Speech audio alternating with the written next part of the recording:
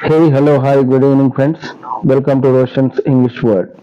ఇవాళ మనము స్పోకెన్ ఇంగ్లీష్లో భాగంగా నిన్న ప్రొనౌన్సియేషన్ చెప్పుకున్నాం కదా.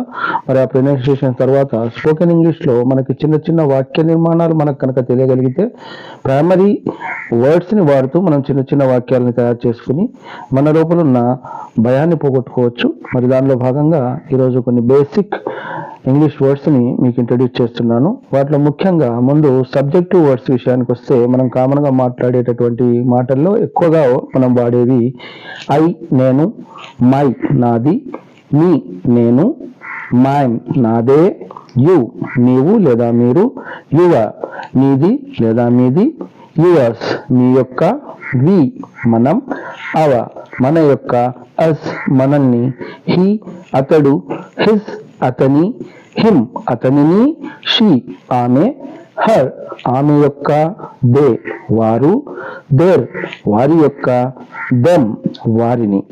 మరి అలాగే మనకి కొన్ని ఇంటరాగేటివ్ వర్డ్స్ లేదా స్టార్టింగ్ వర్డ్స్ ఉంటాయండి. వాటిని కూడా మనం తెలుసుకుందాం. ఇక్కడ హియర్ ఇక్కడ, వేర్ ఎక్కడ. ఇది ఇంటరాగేటివ్ వర్డ్ అంటే ప్రశ్నను తయారు చేయడానికి ఈ వర్డ్స్ ని మనం స్టార్టింగ్ లో వాడుతూ ఉంటాం.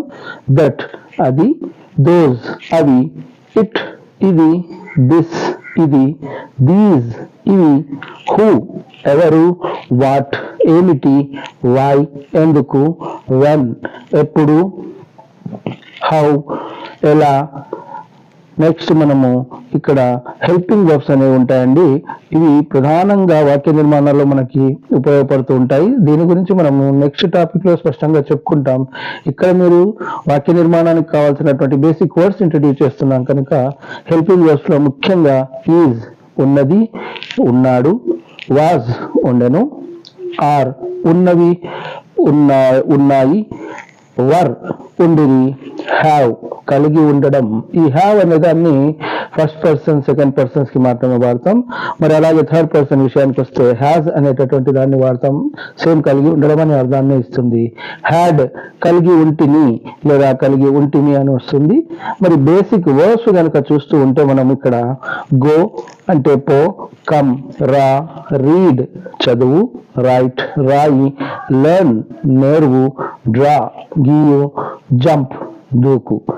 మరి అలాగే ప్రధానంగా కొన్ని వర్డ్స్ ని ఇక్కడ మీకు ఇవ్వడం జరిగింది. వర్బ్స్ ని accept, admit, agree, apologise, argue, arrive, ask, bake, be, become, begin, behave, come, complete, cook, could, create, cry, dance, decide, dive, do, drink, drop, explore, fail, feed, feel, fight, find, follow, forget, forgive, fry, get, give, hide, hit, hold, hope, hug, hurry, hurt, ignore, imagine, improve, inform, invest.